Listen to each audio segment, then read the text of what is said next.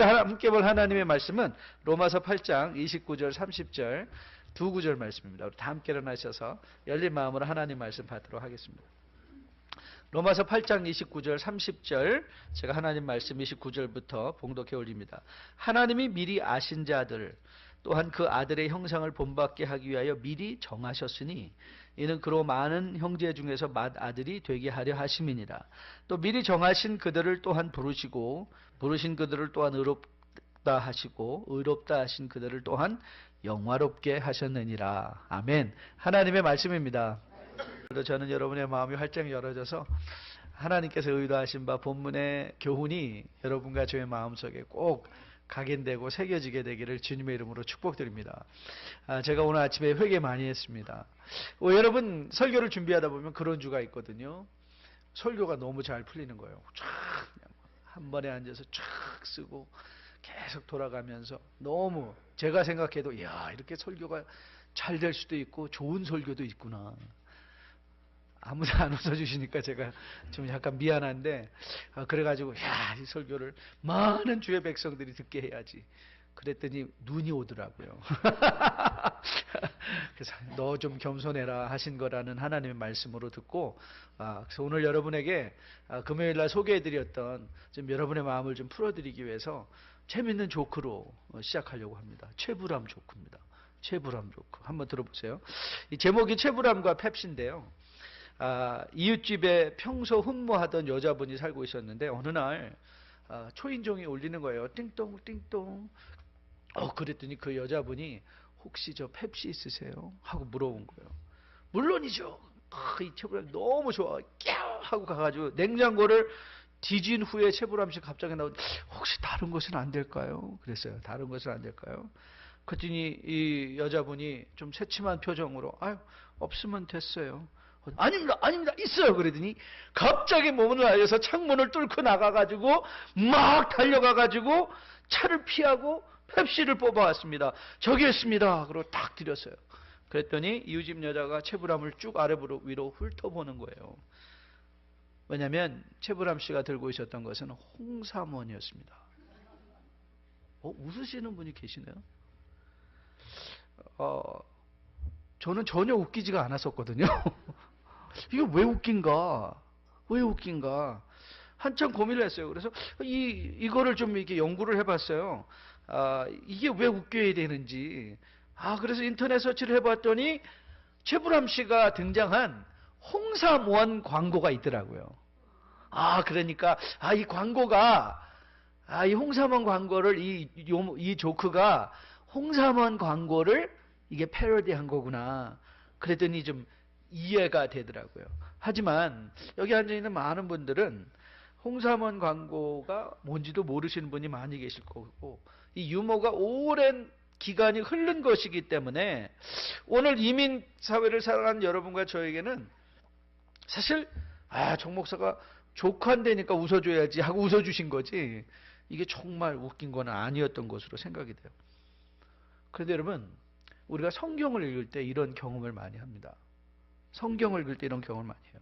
성경은 하나님의 감동으로 쓰여진 것이지만 여러분들이 지금 계속 복음서를 읽으면서 하나님의 감동이 어떻게 임했나를 잘 생각하셔야 돼요. 왜냐하면 저는 일단 복음서를 읽으면서 이번에는 복음서의 세밀한 부분을 집중해서 읽어가면서 그런 생각이 하나님의 감동은 이 성경의 저자들의 기억에도 임하셨구나. 어떻게 이렇게 세밀하게 모든 그 사건들을 잘 기억해서 정리할 수 있었을까.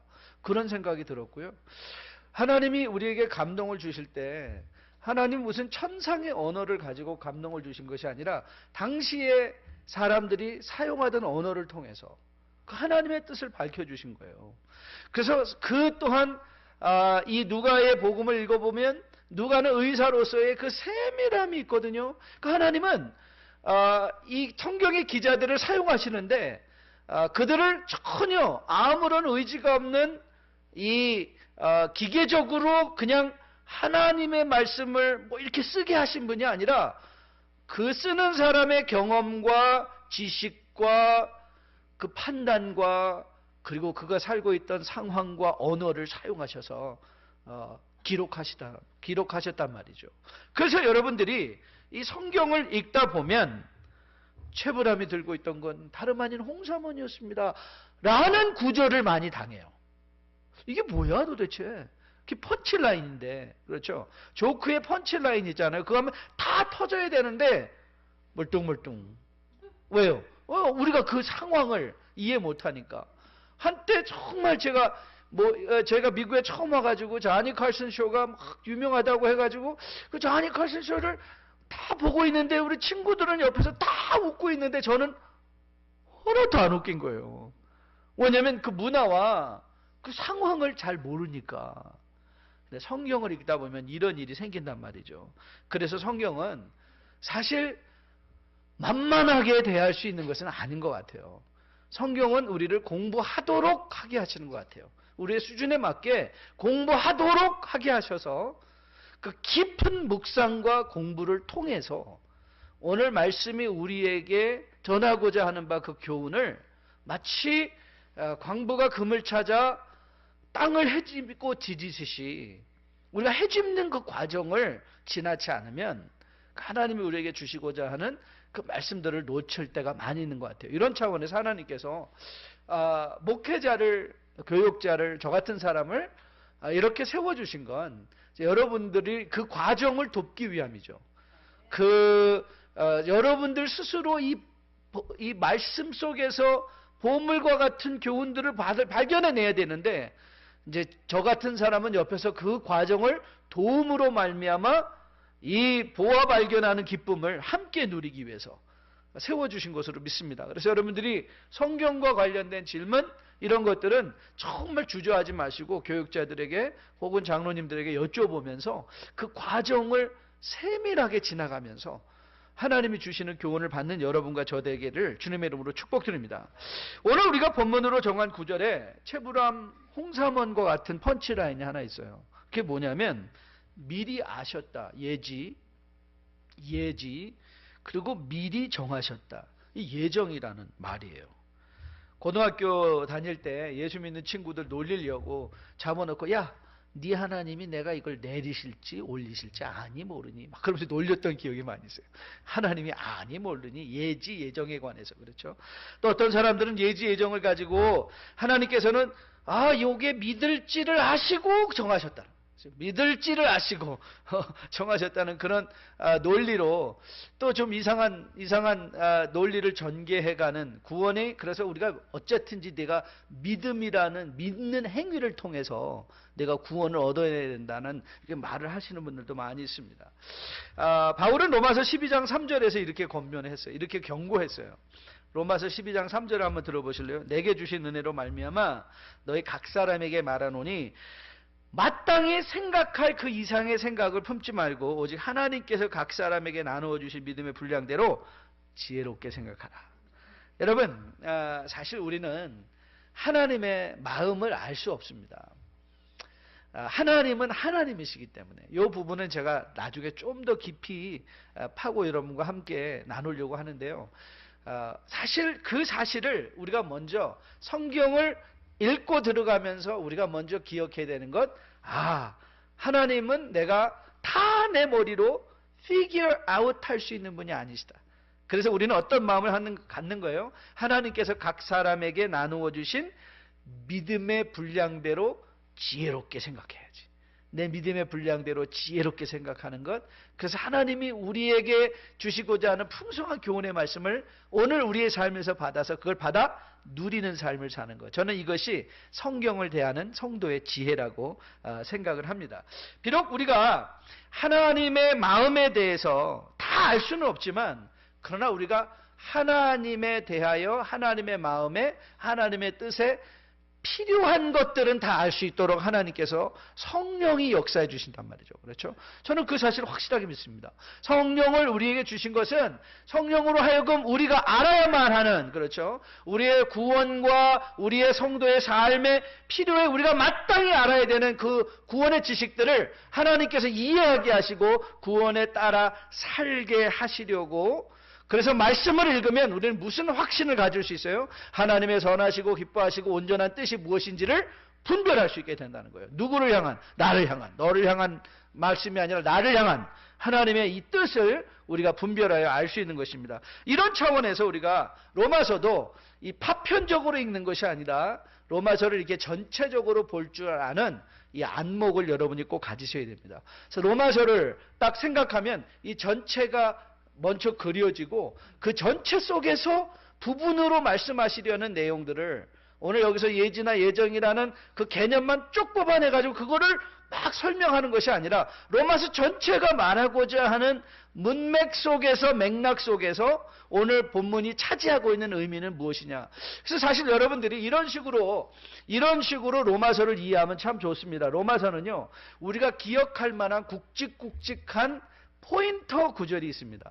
그 포인트, 그것이 마치 이 길의 교차로와 같아요. 그래서 그 길의 그 교차로를 알면, 그래서 그 교차로에서 이거 오른쪽으로 꼬부라지면 되겠구나, 여기 직진해야 되겠구나, 돌아가야 되겠구나, 이런 구절들이 몇 가지가 있는데 그 중에 한 가지가 로마서 1장 17절이에요. 복음에는 하나님의 의가 나타나서 믿음에 이르게 하나니 기록된 바 오직 의는 믿음으로 말미암아 살리라 했다. 이 말씀은 로마서 전체에 있어서 방향성을 제시하는, 우리에게 소망을 먼저 믿음으로 말미암아 믿음의 이름으로 믿음으로 사는 것. 그러니까 우리가 사실 이 로마서 1장 17절이 로마서 전체의 주제고, 그리고 그 나머지 모든 말씀은 이 로마서의 각주라고 해도 과언이 아니에요. 그럼 왜 우리가 믿음이 필요하냐? 이 3장 23절에서 이게 또 하나의 이 포인트 구절인데요. 로마서 3장 23절에서 이렇게 정죄를 당했죠. 모든 인류가 정죄를 당하는데 모든 사람이 죄를 범하였음에 하나님의 영광에 이르지 못했다 그랬어요. 이게 이제 인간이 갖고 있는 궁극적인 문제예요. 그럼 이 문제를 인정하고 어떻게 하나님이 대안을 세워주셨느냐? 그 대안이 뭐냐면 5장 8절 말씀이에요. 5장 8절이 또 하나의 이 포인터 구절인데요. 우리가 아직 죄인 되었을 때 그리스도께서 우리를 위하여 죽으심으로 하나님께서 우리에 대한 자기의 사랑을 확증해 주신 거예요. 그러니까 하나님의 대안이 뭐였어요? 하나님의 대안은 사랑이었다는 거예요. 하나님의 사랑. 그리고 이제 단죄를 해요. 정죄를 했죠. 이 검사가 이제 너희는 다 죄인이다 라고 선언을 했어요. 그러면 죄의 대가, 이제 선언이 일어나요. 단죄가 일어나요. 로마서 6장 23절이었죠. 뭐라고 말했죠? 죄의 삭은 사망이다. 그러니까 결국 우리는 다 무슨 존재라는 거예요?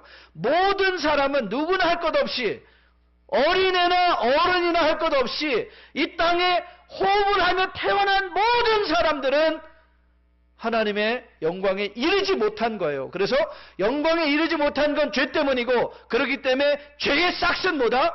사망인 거예요. 그래서 여기서 이제 선언이 일어난 거예요. 선고를 받은 거예요. 선고를 받았어요. 그런데 이 선고를 베풀고 난 후에도 여러분이 보시면 하나님의 모든 사람이 죄를 지었으며 하나님의 영광에 이르지 못했다 하시고 하나님께서 우리에게 소망을 주시죠. 그러나 그리스도께서 너희가 죄인 되었을 때 먼저 십자가에 죽어주심으로 말미암아 하나님의 사랑을 대우는, 이 선언과 대안, 죄의 싹은 사망이다 라고 말해놓고 그럼 죄의 싹으로 우리는 다 죽어버리고 말 것인가? 아니라는 거예요. 뭐예요? 죄의 싹으로 다 죽어야 마땅한 우리들에게 하나님은 무슨 일을 하실 것이다? 예수를 통하여 우리에게 새로운 생명을 주실 것이다. 그래서 로마서 8장 1절 2절이 이렇게 시작한 거예요. 그러므로 이제 예수 그리스도 안에 있는 자에게는 결코 정죄함이 없나니 이는 그리스도 안에 있는 생명의 성령의 법이 죄와 사망의 법에서 너를 해방하였습니다. We are free. 왜요? 뭐 때문에? 그리스도 때문에. 예수께서 우리를 사망의 이 죄의 법에서 우리를 자유케 해방해 주셨다. 그래서 여러분, 이런 자유함을 얻은 우리들이 이제 12장 1절 2절도 굉장히 중요한 구절 중에 하나예요. 앞으로 볼 거지만 그렇게 이제 우리는 하나님의 뜻을 분별할 수 있는 자리까지 우리의 마음을 새롭게 하여 매일의 삶의 현실 속에서 우리를 거룩한 산제물로 드릴 수 있는 삶의 내용을 설명해 주는 자리까지 나가는 것이죠. 여러분 이미 지난 주간에 이 8장의 가치가 뭐냐에 대해서 말씀드렸어요. 12장과 8장은 이렇게 쌍을 이루는 장이라고 말씀드렸잖아요. 8장은 신학적 차원에서의 하나님의 은혜의 구원의 적용이라고 그랬어요. 그리고 12장은 실제적인 삶의 현장 속에서 하나님의 은혜가 우리에게 베풀어질 때 일어나는 말씀의 적용의 내용이라고 말씀을 드렸어요. 자, 믿음으로 의롭다 함을 얻은 자들은 도대체 그 구원을 받았다는 것의 의미가 무엇인가를 이제 8장이 풀어내고 있는 것이죠. 우리가 구원을 받는 것은 우리 편의 의로움이나 혹은 선한 행실이나 율법을 지킴으로 구원을 받는 것이 아니라, 여러분 신과 함께 다 보셨잖아요. 그렇죠? 그 김재홍이가 당대 19년 만에 의인이 되어서 나왔는데도 그 친구가 7개의 행위의 지옥을 지나가는 게 너무 어렵더란 말이죠. 그렇죠? 거기서 저는 이 대사가 참 마음에 남더라고요. 저는 아직 영화 못 봤습니다. 영화 못 보고 그냥 책 읽은 것 같고 말씀드린 것입니다. 이렇게 말을 해요. 사망의 이제 지옥, 누군가를 죽이고 해왔을 때 지나가서 거기서 심판을 받는데, 거기서 그러는 거예요. 나는 그래도 사람 죽인 일은 없으니 다행이다. 그랬는데 거기서 차사가 딱 말합니다. 아닙니다. 사람을 죽인 것만 아니라 간접살인도 심판을 받습니다. 근데 여러분, 주님께서 뭐라 말씀하셨죠? 형제를 죽이는 것뿐만이 아니라 형제를 미워하는 자마다 다 죽인 거나 다른 바 없다. 간접살인한 거 다른 겁니다. 여러분, 우리가 행위로 구원을 받으려면 그걸 어떻게 지나가겠어요? 지나갈 수 없는 거죠. 지나갈 수 없는 것이죠. 우리는 은혜로 구원을 받았다. 그게 로마서가 하고 싶은 거예요. 그러기에 우리는 더 할 것이 없다. 그런데 그러면 은혜 받아 구원받은 자들은 어떻게 살아갈 것이냐의 차원이 이제 풀려지는 거예요. 오늘 로마서 8장 29절과 30절이 왜 중요하냐? 중요한 이유는 이런 차원이에요. 이게 로마서의 전체적인 맥락을 우리가 쭉 이렇게 훑어보다 보니까, 여러분이 지금 로마서 1장부터 12장까지 전체 그림을 한번 쫙 보았는데, 오늘 로마서 8장 29절과 30절이 제시하는 교훈이 뭐냐? 그러면 구원받은 자의 목표는 무엇이냐 말이에요. 구원받은 자의 목표. 자, 이 사실을 우리가 오늘 확인해 보려고요. 자, 29절, 30절 한번 같이 읽어보도록 하겠습니다. 같이 읽습니다. 시작. 하나님이 미리 아신 자들을 또한 그 아들의 형상을 본받게 하기 위하여 미리 정하셨으니 이는 그로 많은 형제 중에서 맏아들이 되게 하려 하심이니라. 또 미리 정하신 그들을 또한 부르시고 부르신 그들을 또한 의롭다 하시고 의롭다 하신 그들을 또한. 자, 오늘 여러분이 딱 봐도 이 두 구절에서 제일 중요한 말씀이 뭐예요? 아들의 형상을 본받게 한다. 그게 뭐예요? 그게 믿음의 목표예요. 왜 우리가 구원을 받았어요? 아들의 형상을 본받기 위하여. 오늘 사실 여기 그 외에 드러나는 모든 단어들은요, 우리가 거기에 집중할 단어들이 아니에요. 제일 중요한 거는 오늘 바울이 로마서 전체, 자, 너희들이 믿음으로 의롭다 하여 구원을 얻었어. 이제는 믿음, 그것이 이제 전자의 믿음이라면 그 믿음이 우리를 믿음으로 이끌어가서 믿음으로 살게 할 것인데, 그 후자의 믿음은 뭐냐? 아들의 형상을 본받는 거예요. 교회에 열심히 출석하는 게 아니라 아들의 형상을 본받는 거예요. 아들의 형상을 본받음. 자, 여러분, 이거는요, 우리의 삶에 굉장한 실천적 의미를 갖고 있어요.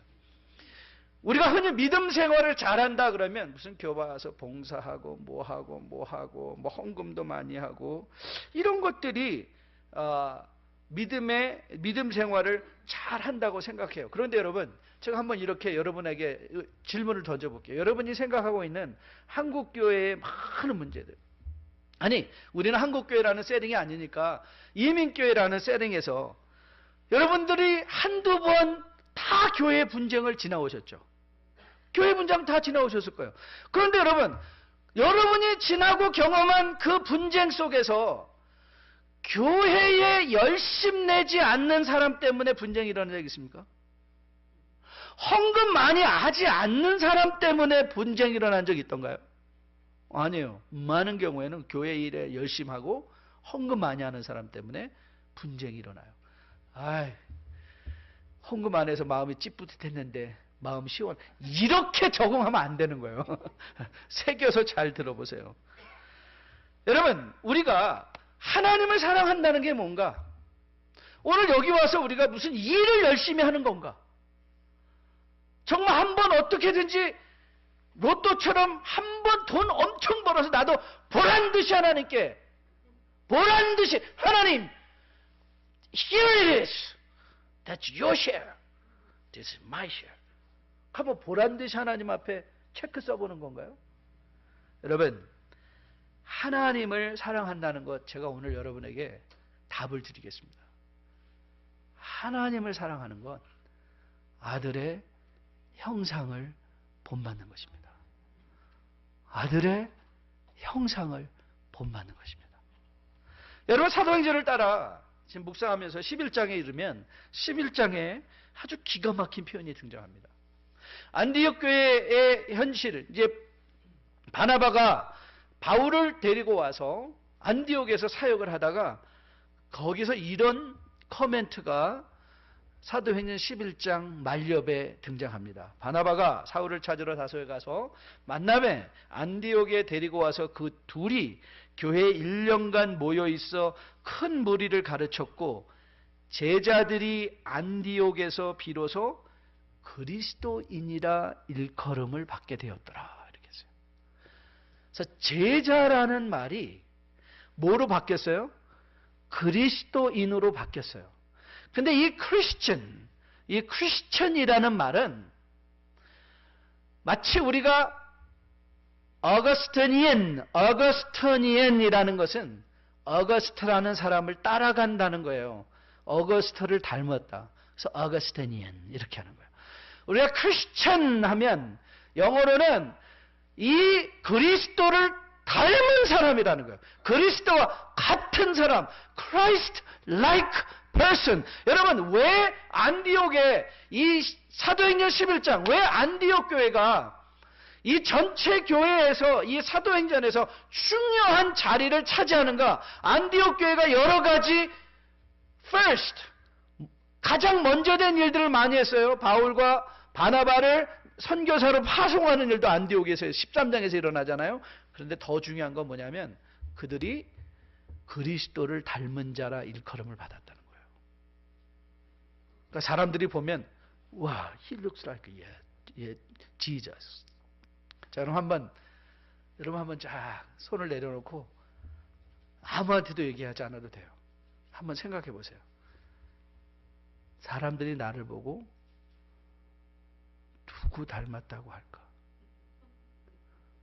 한번 생각해 보세요. Who am I like? 여러분, 사업의 현장에서 한번 생각해 보세요. 사업장에서 만나는 사람들이 나를 보고 Who they remind of? Who am I reminding them? 내가 그들에게 누구를 상기시키고 있을까? 우와, 잘못 건드리면 뼈도 못 추려. 그 사람 조심해.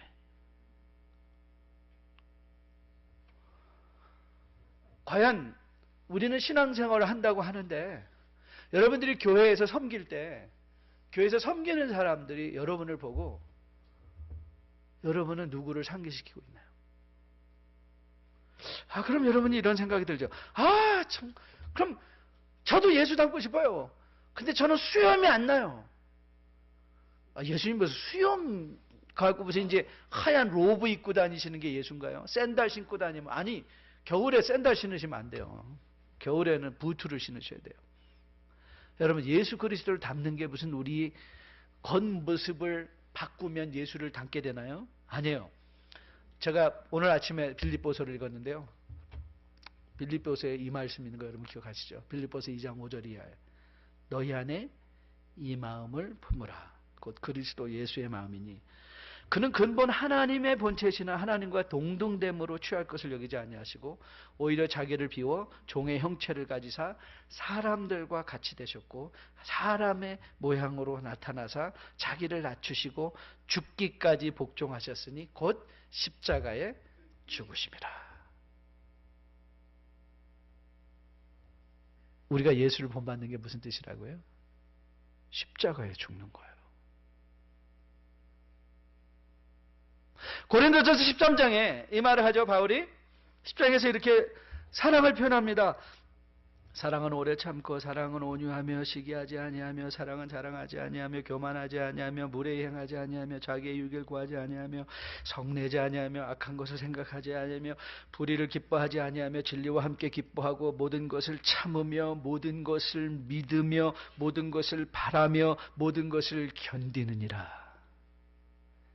이 사랑이 우리 가운데 있으면 그게 그리스도의 형상을 본받는 거예요. 여러분, 바울이 로마서 1장 17절 복음에는 하나님의 의가 나타나서 믿음으로 믿음에 이르게 하나니 기록된 바 오직 의는 믿음으로 말미암아 살리라. 우리가 살아야 될 믿음, 우리가 살아야 될 오직 믿음으로 의는 사는 것. 우리가 살아야 될 믿음이 뭐냐? 우리를 구원해 주시는 믿음이 십자가 우리를 향한 하나님의 사랑이라면 우리를 살게 하는, 우리가 살아야 되는 믿음은 뭐냐? 바로 기꺼이 자신을 비워 십자가에 달려 죽으시고 결단코 무례히 행치 아니하며 온유하고 오래 참고 견딤으로 우리를 견뎌주시는. 그래서 저는 나이가 들어가면서 사랑은 별게 아니다. 어려운데요. 아주 단순해졌어요. 사랑은요, 견뎌주는 거예요. 그냥 견뎌주는 거예요. 끝까지. 여러분, 부모, 왜 하나님께서 당신을 계시하실 때 왜 하나님 아버지라는 말을 사용하셨을까? 저는 내가 육신의 아버지, 아비됨을 통해서 받는 그 마음을 갖고 하나님을 이해하라는 마음인데요. 여러분, 자식들은요, 우리 남들은요, 내 자식 쉽게 포기합니다. 쉽게 포기합니다. 왜? 남의 자식이니까요. 뒤돌아서 욕하고 그럼 잊어버리는 게 남의 자식 이야기예요. 그런데 부모는 절대 그렇지 않습니다. 부모는 그 자식을 끝까지 견딥니다. 그게 부모예요. 끝까지 견뎌주는 것. 그게 사랑이에요. 근데 언제까지요? 아직 죄인 되었을 때 아들을 십자가에 달려 죽게 하시는 그 하나님의 사랑. 그것으로 견디는 거예요. 저는 오늘 여러분과 저가 다시 한번 우리의 믿음의 목표가 분명하게 설정될 수 있게 되기를 주님의 이름으로 축복드립니다. 믿음의 목표가 무슨 교회에 행위적으로 열심히 나와서 모든 사람들에게 눈도장 다 찍고 무슨 돈 벌어서 하나님 앞에 헌금하는 것이 아니라 매일 나의 삶의 현장 속에서 예수 그리스도를 닮아가는 것.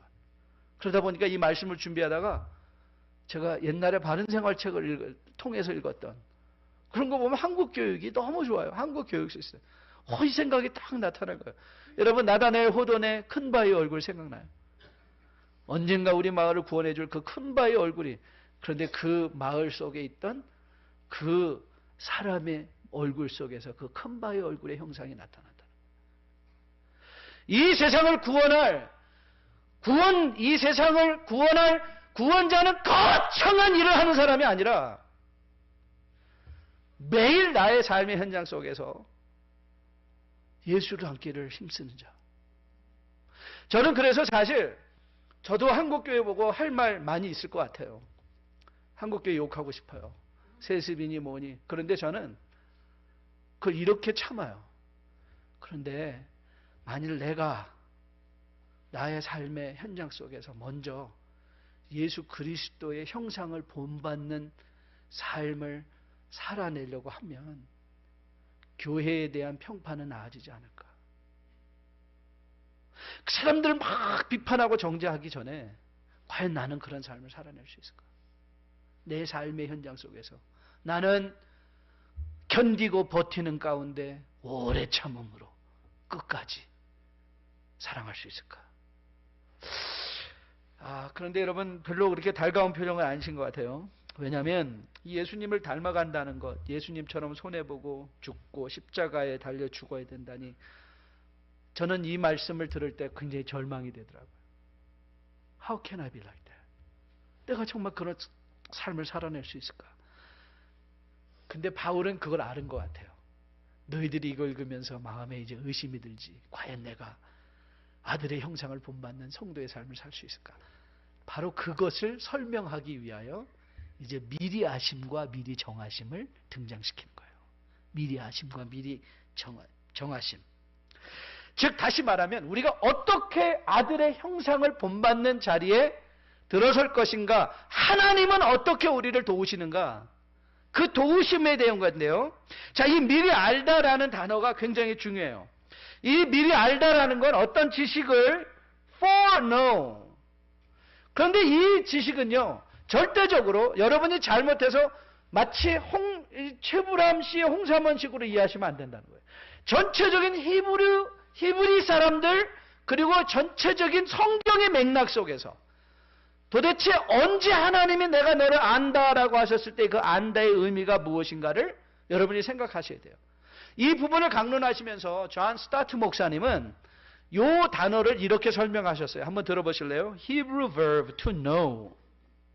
히브리 동사 안다라는 개념은 지적인, 인식적인 개념보다 훨씬 더 큰 개념입니다. To know expresses much more than mere intellectual cognition. 그리고 이렇게 결론해서 It denotes a personal relationship of care and affection.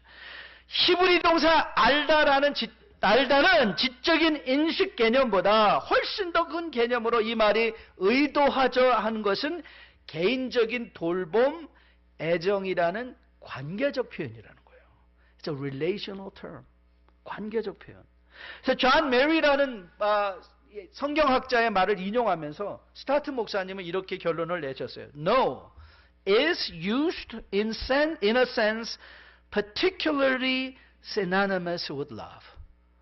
이 안다라는 말은 구약의 성경에서 실제적으로는 사랑이라는 말과 동의어입니다. 그래요. 그러니까 내가 너를 안다라는 것은 내가 너를 사랑한다라는 말이에요. 그러니까 미리 아신 자라는 말은 제 말이 아닙니다. 존 메리라는 학자의 말이에요. 미리 아신 자라는 말은 그러므로 미리 사랑하신 자라는 말과 일맥상통하는 의미입니다.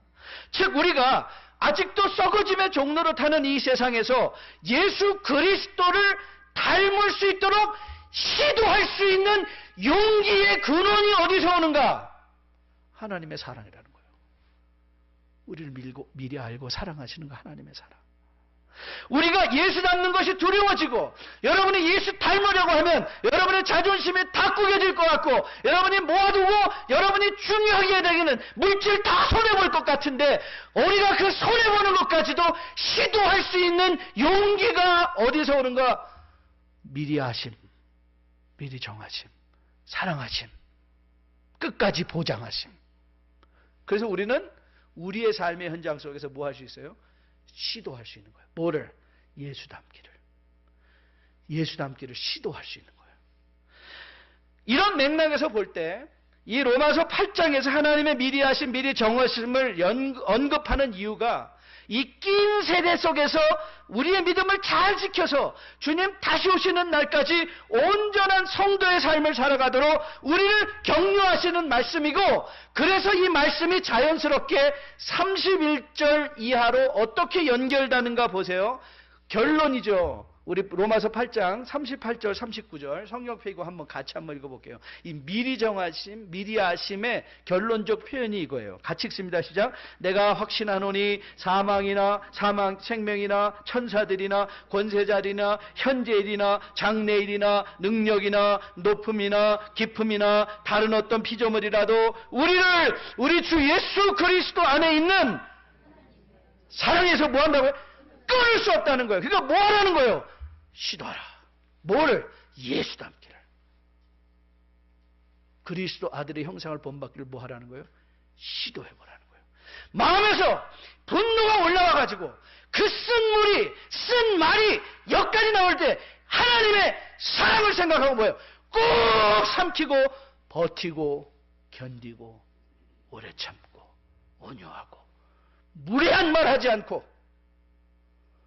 내 눈이, 여러분 말씀 끝나고 가서 다 화장실 가서 여러분의 눈을 한번 보세요. 내 눈이 지금 웃고 있나? 아니면 내 눈이 지금 완전히 칼과 같은가? 저는 예수 믿는 사람들의 눈은요, 선해야 된다고 생각해요. 변해야 된다. 얼굴에서, 얼굴 표정에서도 저는 변해야 된다고 생각해요. 저는 여러분과 제가 이 하나님의 사랑을 미리 정하시고 미리 아신 하나님의 사랑을 기억하면서 우리의 매일의 삶의 현장 속에서 예수 닮기를, 그 아들 닮아내기를 시도할 수 있는 여러분과 저 될 수 있게 되기를 주님의 이름으로 축복드립니다. 이제 다음 주에 31절부터 39절 말씀을 이제 자세히 다루고 로마서 8장의 대단원의 막을 내리려고 합니다.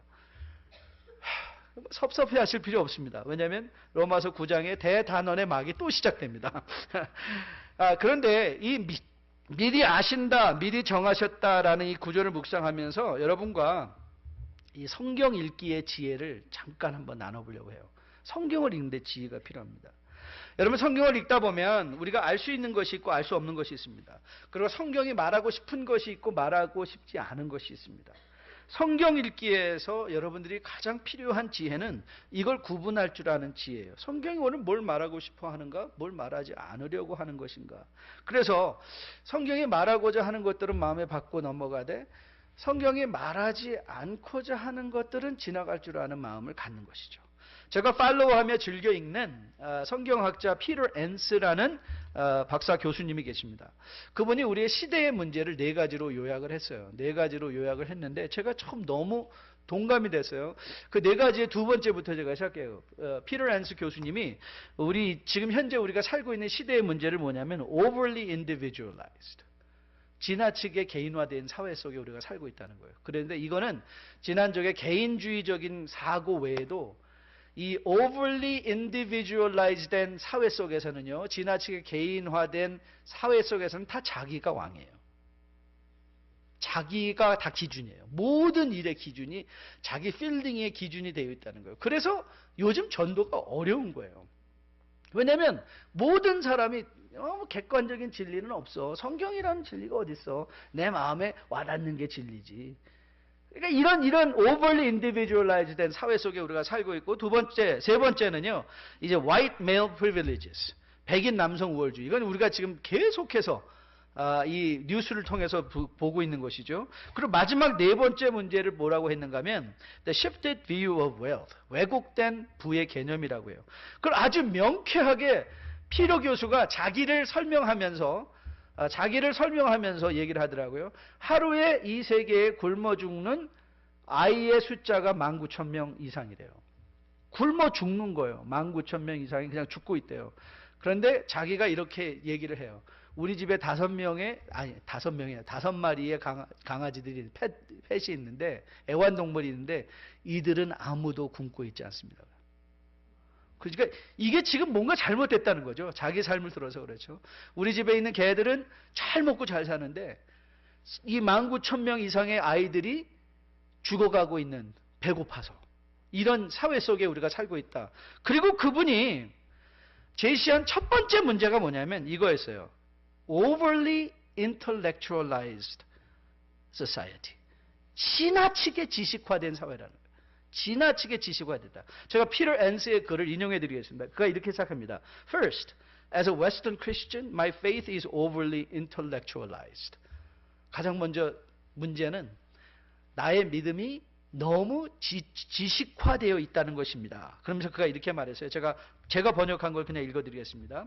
내가 지금까지 기억하고 있는 기독교 문화는 기독교인이 된다는 걸 항상 옳고 늘 우주라는 데이터베이스를 통해서 하나님의 마음을 정확하게 아는 지식으로 설명하는 것이라고 주장하는 것이 아닌 때가 한 번도 없다 그랬어요. 이런 사고방식, 문화와 함께 수반된 현상은 신비, 미스터리, 그리고 모름의 영적 가치를 놓쳐버리고 말았다 그랬어요. 이거 참 멋있는 표현이더라고요. This is how he said. And with that, there is no room for mystery. 이제 우리 안에는 신비나 기적의 룸이 없고, and for the spiritual value of not knowing. 이 모름의 영적 가치를 놓쳐버렸다는 거예요. 여러분, 저는 이 말을 보면서 너무 동의가 됐어요. 왜냐하면 저도 그런 성향이 너무 많기 때문에. 우리는 하나님을 지나치게 이해하려고 해요. 하지만 하나님은 우리의 지식으로 결단코 다 설명될 수 있는 분이 아니에요. 아니, 하나님을 내가 다 설명할 수 있다면 그때부터 내가 하나님보다 더 세죠. 그렇죠?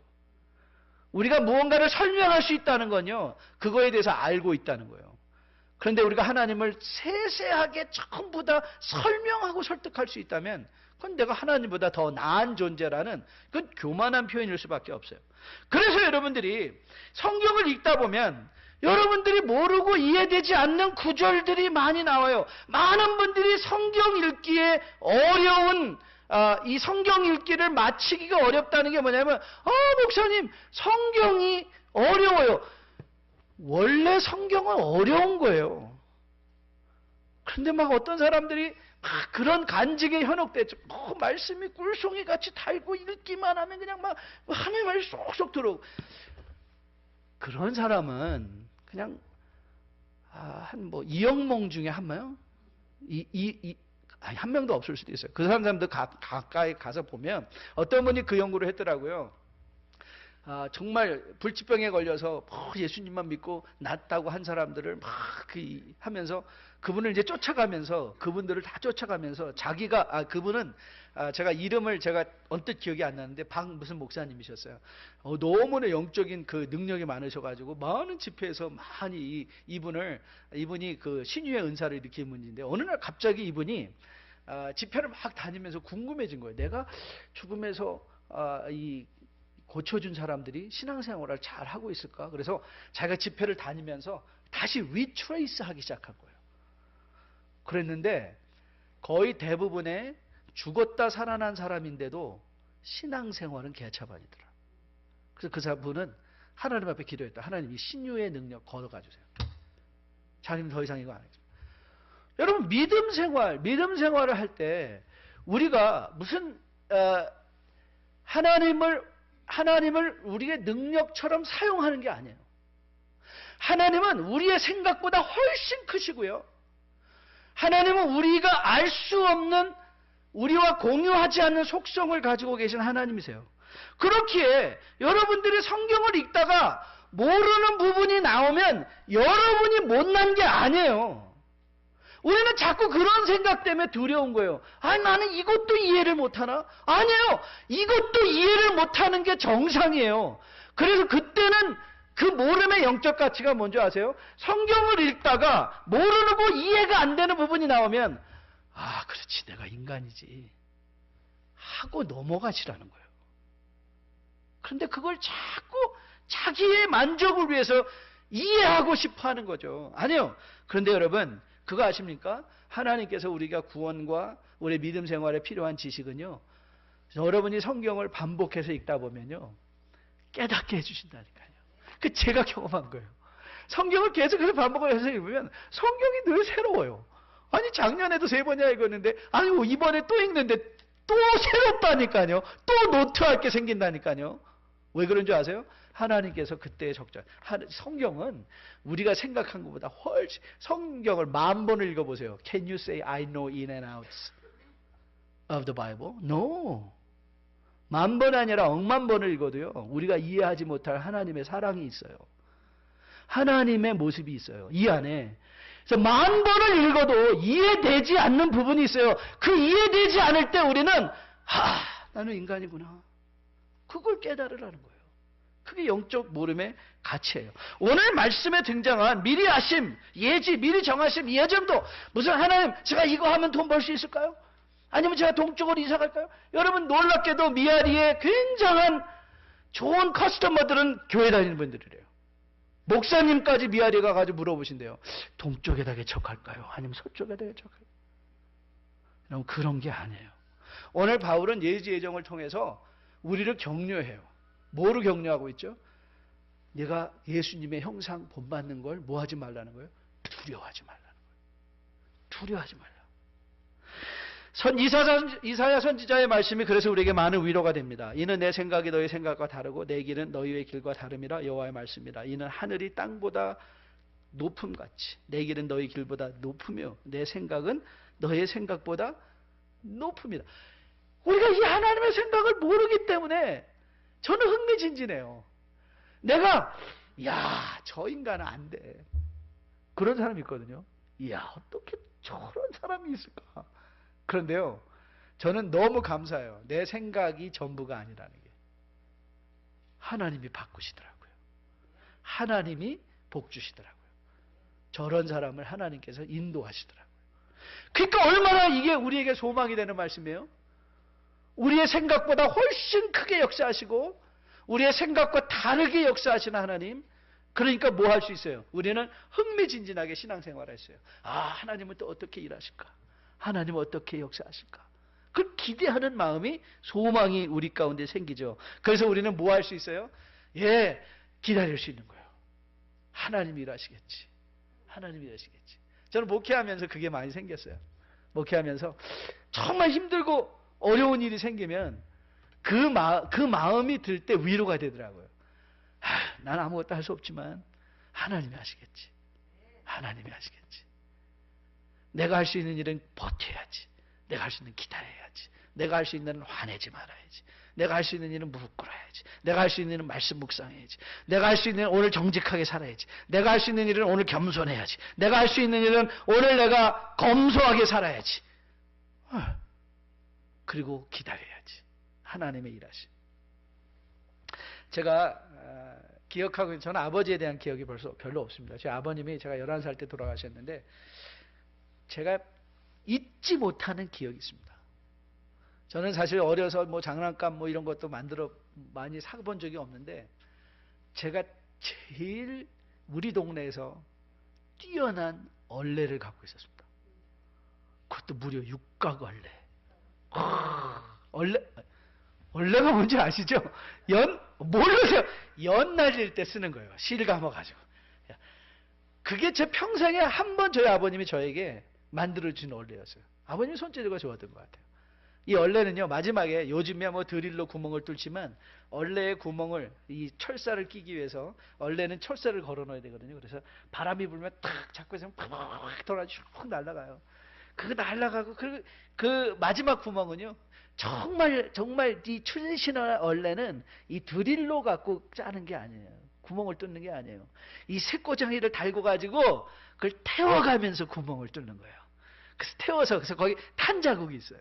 정말 손으로 만든 건 탄 자국이 있어요. 그걸 타가지고 쫙 뽑아가지고 그날 밤에는 아버님이 그것까지 해주셨어요. 사기 그릇을 곱게 빠가지고 이 밥에다가 그 사기 그릇을, 왜냐하면 우리가 연싸움을 해야 되거든요. 그럼 이 실에다가 이 사기를 입혀가지고 이걸 감는 거예요. 저는 이렇게 감고 있고 아버님은 계속 이 밥풀에다가 사기 깬 거 묻히시고, 그거 갖고 연을 날렸던 기억이 나요. 여러분, 방패연이 높이 올라가면 잘 안 보여요. 그런데 내가 아직도 연이 저기 있다는 걸 어떻게 알아요? 실이 뺑뺑하면 알아요. 연이 막 뺑뺑 올라가면요, 그 연도 기술이 탁 당기면 돌아가고, 연이 돌아가면서 옆에 있는 실 자르는 거거든요. 돌리고 막 할 때 우리는 얼레줄이 팽팽하면 내 연이 살아있다는 걸 알아요. 여러분, 오늘 이 말씀은 우리는 마치 연 같은 존재예요. 세상에서 바람만 불면 휙 흘려 이리 돌고 저리 도는데요, 오늘 주님은 말씀하세요. 내가 너 잡고 있는 줄 놓지 않는다. 내가 너 놓지 않는다. 걱정 마라. 떨어져도 걱정 마라. 올라갈 거다. 저는 오늘 여러분이 이 하나님의 마음을 마음에 담고 돌아갈 수 있는 여러분 되시기를 주님의 이름으로 축복드립니다. 내 삶에 주님께서 달려주신 이 줄 절대 끊어지지 않는다. 이 세상에 어떤 것도 끊어질 수 없는 하나님의 줄이 여러분의 등에 있음을 기억하시고, 오늘도 담대하게 예수 닮는 것을 주저하지 마시고 참는 걸 주저하지 마시고 견디는 걸 주저하지 마시고 온유하게 하는 걸 주저하지 마시고 예수 그리스도의 마음을 품고 또 한 주간을 주님과 동행하며 살아내는 여러분과 저 될 수 있기를 주님의 이름으로 축복드립니다.